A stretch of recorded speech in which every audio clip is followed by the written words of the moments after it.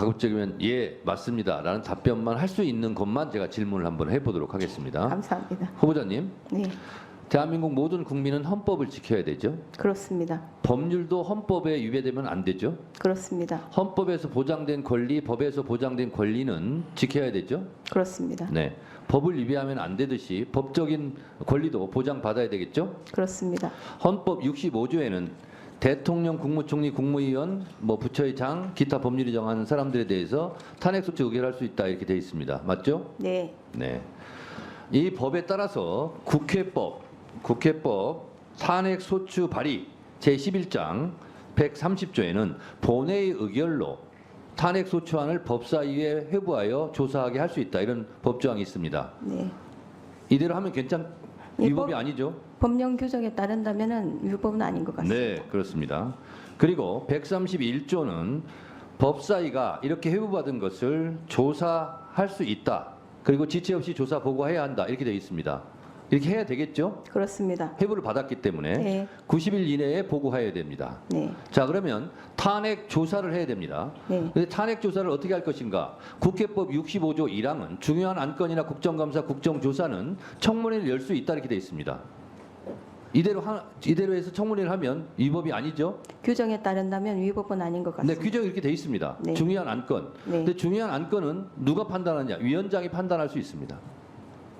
국회법 49조 위원장은 위원회를 대표하고 의사를 정리하며 질서를 유지하고 사무를 감독한다고 되어 있고 국회법 52조 2항에는 위원장이 필요하다고 할 때는 회의를 열 수가 있게 돼 있어요. 그래서 그 조항에 의해서 탄핵 조사 청문회를 한 겁니다.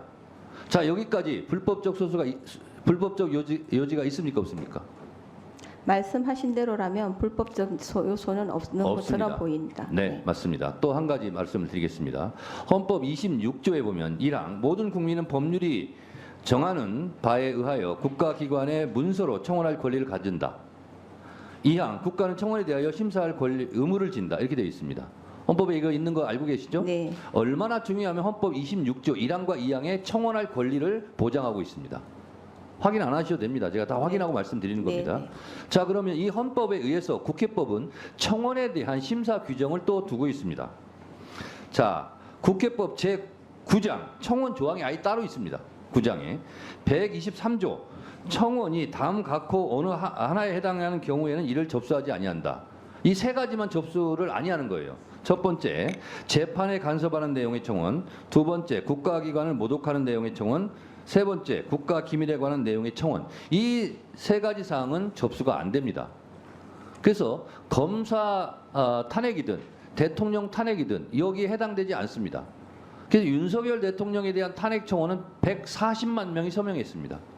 위원장으로서는 중요한 안건이라고 볼 수가 있죠. 네, 그래서 그렇게 보입니다. 여기 해당되지 않아서 이거는 자동적으로 법적으로 법사위에 회부되게 돼 있습니다. 그런데 그래서 죄송하지만 말씀하신 것 중에 국가기관에 대한 모독 부분이 좀 있지 않습니까? 해당되지 않고 그건 이미 판단이 끝났습니다. 국회의장에 의해서. 네네. 해당되지 않는다. 네. 그래서 자동 접수돼서 자동 회부가 법사위로 된 겁니다. 네. 그래서 법사위에서는 그것을 다시 청원을 수리해야 됩니다. 그래서 그걸 가지고 청문회를 한 거예요. 65조 국회법 65조 1항에 의해서. 왜? 중요한 안건이니까. 이것도 보고를 해야 됩니다. 90일 이내에 법적으로 조사해서 90일 이내에 의장에게 보고해야 한다 이렇게 의무조항으로 되어 있어요. 만약에 그 청원에 대해서 법사위에 처리하지 않으면 제가 직무를 유기하는 거예요. 법이 이렇게 되어 있습니다. 자, 여기까지 법적인 절차에 있어서 하자가 있습니까 없습니까? 위원장님께서 말씀하신 대로라면 법적인 하자는 없는 듯이 보입니다. 네, 그렇습니다. 제가 그래서 후보자께 예 맞습니다라는 답변을 할 수 있는 질문만 지금 한다고 그랬어요. 자, 법적으로 문제가 없다는 것은 절차적 하자가 없다는 뜻이기도 하고 절차적 하자가 있으면 법적으로 의미가 없는 거고 그것은 공소 제기든 뭐든 기각 사유가 되는 거죠. 그럴 수 있겠습니다. 그렇습니다. 그래서 헌법재판소에서 권한쟁의 심판을 할 때 절차가 중요합니까 안 중요합니까? 중요합니다. 법적인 것을 지켰느냐 안 지켰느냐가 중요합니까 안 중요합니까? 매우 중요합니다. 매우 중요합니다. 그래서 우리 법사위에서 벌어진 검사 탄핵이나 대통령 탄핵 청원 청문회나 이렇게 헌법과 국회법 절차대로 진행한 겁니다. 아셨습니까?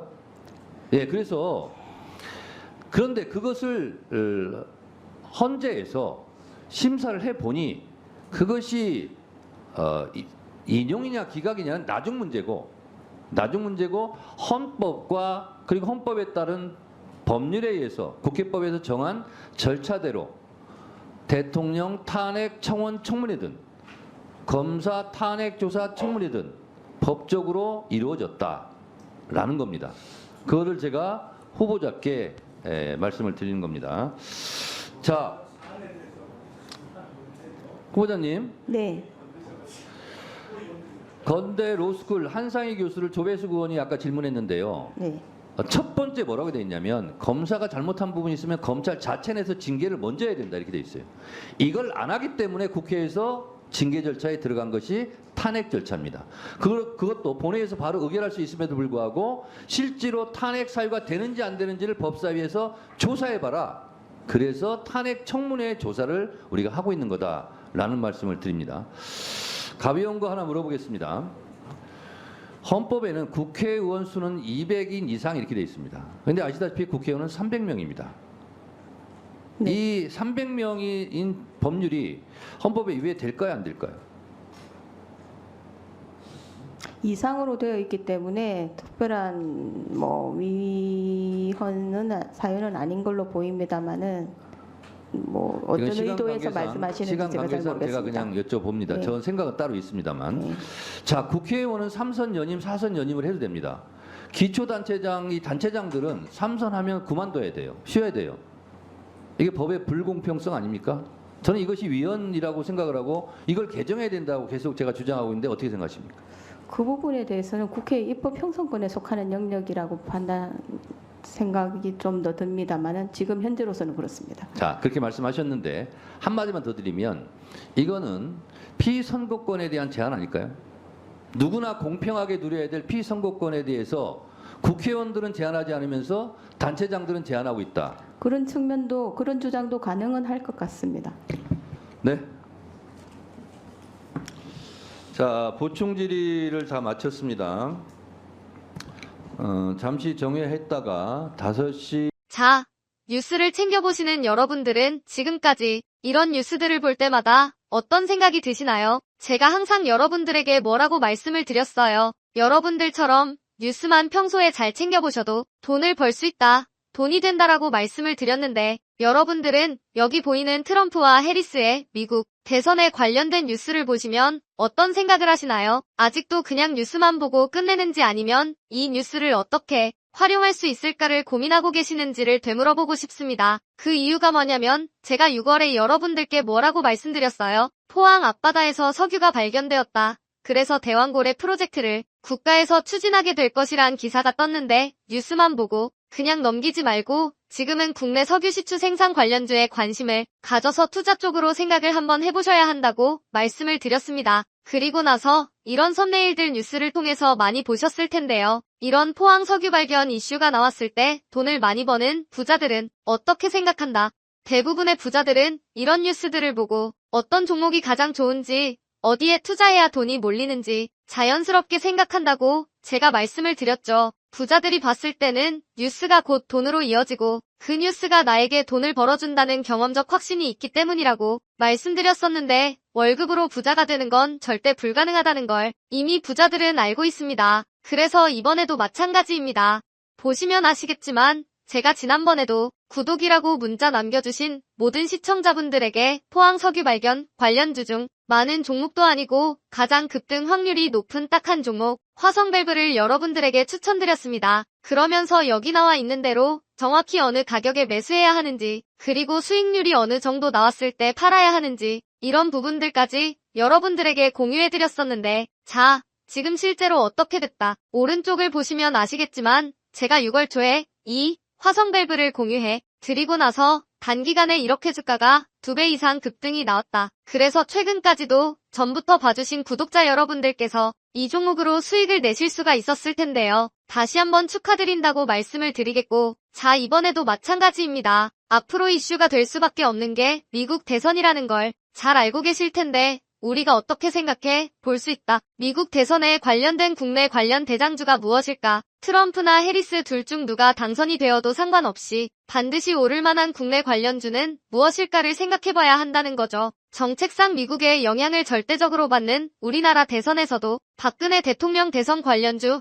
아가방 컴퍼니는 무려 2600% 가까이 상승했고, 이명박 대통령 대선 관련주였던 이화공영은 4000% 이상 상승했던 건 다들 기억하실 겁니다. 그래서 대선주는 정말 중요합니다. 자, 그렇기 때문에 제가 이번에도 뭘 보내드린다. 지난번과 똑같이 제 번호 010-7922-8273으로 행운이라는 문자를 보내주시면 링크 주소 하나를 보내드릴 건데요. 이 링크를 타고 방에 들어오시게 되면 미국 대선과 관련된 국내 관련 종목 중 앞으로 누가 당선되던 상관없이 국내 대장주 역할을 하면서 주가가 가장 크게 급등할 종목을 정확하게 사고 파는 시점을 받아보실 수 있습니다. 그래서 여러분들도 일상의 뉴스를 활용한 주식으로 돈을 버는 연습을 한번 해보시라고 말씀을 드리겠습니다. 영상을 보시는 시청자분들 중에 나도 이번 종목이 좀 궁금하다 하시는 분들은 누구나 상관없이, 그리고 어느 시간대나 상관없이 부담 없이 이렇게 상단에 제 번호를 항상 남겨놓고 있습니다. 제 번호 010-7922-8273,